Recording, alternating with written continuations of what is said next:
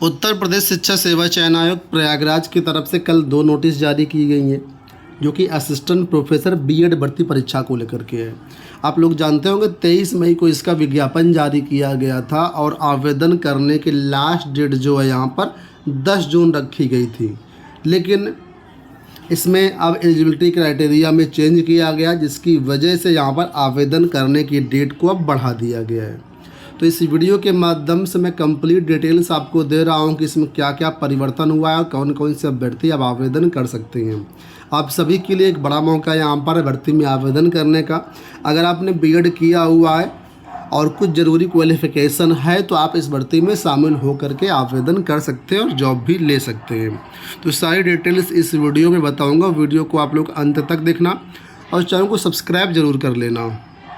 देखिए, यहाँ पर बताया गया कि विज्ञापन संख्या 51 के तहत असिस्टेंट प्रोफेसर बीएड के 107 पदों का संशोधित विज्ञापन दिनांक 23 मई को प्रकाशित किया गया था, जिसमें ऑनलाइन रजिस्ट्रेशन करने की लास्ट डेट 10 जून रखी गई थी। आवेदन करने की लास्ट डेट 11 जून रखी गई थी और आवेदन सबमिट करने की लास्ट डेट 12 जून रखी गई थी। उक्त आयोग द्वारा विज्ञापन की शैक्षिक अर्हता के संबंध में शुद्धि पत्र दिनांक 10 जून को प्रकाशित किया गया है, जिसके आलोक में सहायक आचार्य बीएड के 107 पदों पर ऑनलाइन आवेदन करने की लास्ट डेट अब 21 जून कर दी गई है। ऑनलाइन आवेदन शुल्क जमा करने की डेट 22 जून कर दी गई है और आवेदन पत्र को फाइनल सबमिट करने की लास्ट डेट 23 जून रात्रि 12 बजे तक कर दी गई है। तो ये डेट यहाँ पर बढ़ाई गई हैं। आप इन डेट में आप आवेदन कर सकते हैं। तो मैं आपको अब क्या चेंज किया गया है, नई एलिजिबिलिटी क्राइटेरिया बता रहा हूँ। यहाँ पर देखिए 10 जून का शुद्धि पत्र है, जिसमें एलिजिबिलिटी क्राइटेरिया चेंज करने के बारे में बताया गया है। तो नई एलिजिबिलिटी क्राइटेरिया कुछ इस तरीके से आप समझिए ध्यान से। सहायक आचार्य बीएड पाठ्यक्रम है तो शैक्षिक अर्हता, पहला विज्ञान, गणित, वाणिज्य, सामाजिक विज्ञान, मानविकी, इसमें से किसी भी स्ट्रीम से अगर आपने 55% अंकों के साथ परास्नातक किया हुआ है, पहली शर्त ये है। ठीक है, आप साइंस साइड हैं, आर्ट साइड हैं, कॉमर्स साइड हैं, सोशल साइंस से हैं या मानविकी से हैं, तो आप जो है यहाँ पर 55% पहली बात मार्क्स होना चाहिए पोस्ट ग्रेजुएशन में। इतनी बात समझ में आ गई। इसके बाद न्यूनतम 55% अंकों के साथ आपके पास एमएड की उपाधि होना चाहिए। ठीक है, एक तो यहाँ पर यह शर्त हो गई। अब जिसके पास एमएड नहीं है उसके पास भी ऑप्शन है, मैं अभी आपको बताऊंगा। तो अगर आपने इतना किया हुआ है, ठीक है, तो यहाँ पर आपके लिए ये 2 चीज़ें यहाँ पर ध्यान समझ लीजिए। तीसरी चीज़ यहाँ पर ये देखिए, शिक्षा शास्त्र विषय में यूजीसी द्वारा मान्यता प्राप्त किसी भी संस्था से शिक्षा शास्त्र में यूजीसी द्वारा आयोजित जो यूजीसी नेट परीक्षा होती है, जेआरएफ परीक्षा, वो क्वालिफाई होनी चाहिए। तो 3 शर्त रखी गई हैं, इसमें से तीनों के तीनों आपके पास होने चाहिए। लेकिन अगर आपके पास ये तीनों में से एमएड नहीं है तो आपके पास एक विकल्प है।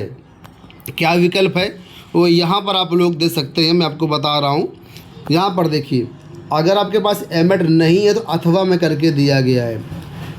ठीक है, यानी ये एलिजिबिलिटी क्राइटेरिया अगर आपके पास नहीं है तो यहाँ पर ये दूसरी एलिजिबिलिटी क्राइटेरिया दिया गया। पहला देखिए, विज्ञान, गणित, वाणिज्य, सामाजिक विज्ञान, मानविकी में न्यूनतम 55% अंकों के साथ परास्नातक उपाधि। ये तो सेम वही चीज़ है जो ऊपर लिखी थी। ठीक है, तो पीजी में 55% तो मार्क्स होना ही चाहिए। अब 55% मार्क्स नहीं है, उसका भी एक क्राइटेरिया है। जो रिजर्व कैटेगरी के अभ्यर्थी हैं उनको 5% की एक्स्ट्रा में छूट मिल जाएगी, उनके लिए 50% ही रहेगा पीजी में। ठीक है, तो रिजर्व कैटेगरी के छात्र यहाँ पर 5% का लाभ ले सकते हैं। अब देखिए, अगर आपके पास एमएड नहीं है तो यहाँ पर नीचे बोला गया है कि न्यूनतम 55% अंकों के साथ शिक्षा शास्त्र में परास्नातक उपाधि।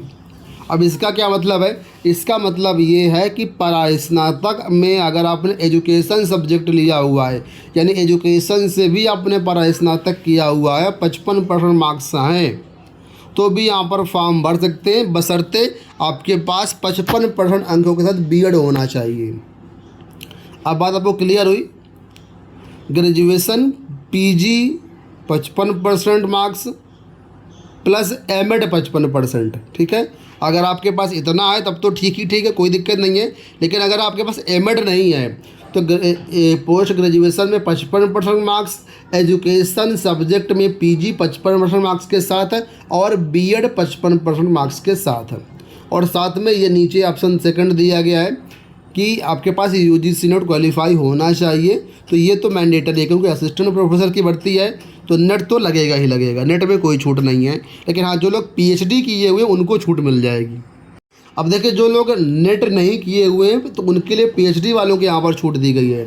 शिक्षा शास्त्र विषय में पीएचडी या फिर डीफिल उपाधि धारक ऐसे अभ्यर्थी जिन्होंने विश्वविद्यालय अनुदान आयोग विनियमन 2009 के अनुसार पीएचडी की उपाधि प्राप्त कर रखी है। यानी जो विनियमन 2009 है उसके अनुसार आपने पीएचडी किया हुआ एजुकेशन विषय से, तो आपको यहाँ पर नेट क्वालिफाई करना ज़रूरी नहीं है। पीएचडी के बेस पर आप इस भर्ती में शामिल हो सकते हैं। यहाँ देखिए लिखा हुआ है कि शासन के निर्देशानुसार आरक्षित वर्ग के जो भी अभ्यर्थी हैं उनको यहाँ पर न्यूनतम अंकों में 5% की छूट मिल जाएगी। ठीक है, तो ये नई एलिजिबिलिटी क्राइटेरिया, इसी क्राइटेरिया को अगर आप फॉलो करते हैं तो यहाँ पर आप आवेदन कर सकते हैं। आवेदन की डेट मैंने आपको ऑलरेडी बता दिया, 21 जून तक आवेदन की डेट बढ़ा दी गई है। ऑफिशियल वेबसाइट पर जाकर के आवेदन किया जा सकता है। अब इसमें आवेदन कैसे करना है उसके बारे में बता दे रहा हूँ। ये देखिए, चयन बोर्ड की ऑफिशियल वेबसाइट है। इस वेबसाइट पर आएंगे तो यहाँ पर देखिए आपको फॉर्म का लिंक मिल जाएगा। विज्ञापन संख्या 51, सहायक आचार्य बीएड ऑनलाइन आवेदन। ठीक है, यहाँ पर डेट पुरानी दिखेगी, डेट से मतलब नहीं है, डेट बढ़ गई है इसकी। ठीक है, तो यहाँ पर देखिए कोरिजेंडर नोटिस भी आपको मिल जाएगी। और यहाँ पर देखिए आवेदन के लिए क्लिक हियर यहाँ पे लिखा हुआ है। जैसे यहाँ पर क्लिक करेंगे तो आप ऑफिशियल वेबसाइट पर पहुँच जाएंगे। ये देखिए इसकी वेबसाइट है। ठीक है,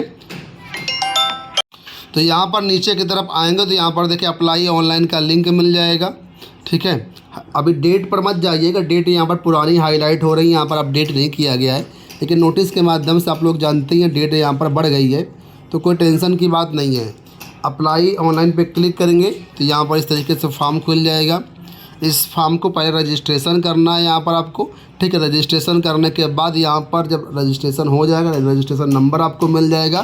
फिर यहाँ पर आपको लॉगिन का ऑप्शन मिल जाएगा। यहाँ पर देखिए जाएंगे तो यहाँ पर रजिस्टर्ड कैंडिडेट लॉगिन, यहाँ पर लॉगिन करेंगे आप तो यहाँ पर एप्लीकेशन नंबर आपसे पूछेगा, पासवर्ड पूछेगा और लॉगिन कर सकते हैं। बाई चांस पासवर्ड भूल जाते हो तो फॉरगेट पासवर्ड का बटन दिया गया है, यहाँ से पासवर्ड दोबारा से आप प्राप्त कर सकते हैं।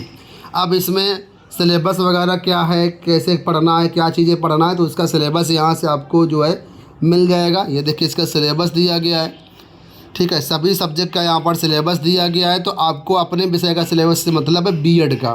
ठीक है, पहला यहाँ पर आपको जनरल नॉलेज का सिलेबस डाउनलोड करना पड़ेगा और इसके बाद यहाँ पर देखिए कहीं बीएड लिखा होगा। ये देखिए 60 नंबर पे लिखा हुआ है बीएड का। ठीक है, तो ये बीएड आपका सिलेबस है। अब सिलेबस भी आपको दिखा दे रहा हूँ। यहाँ पर देखिए क्या क्या चीज़ें पढ़नी है, वो सब यूनिट वाइज दिया गया, इन्हीं को आपको जो है यहाँ पर पढ़ना रहेगा।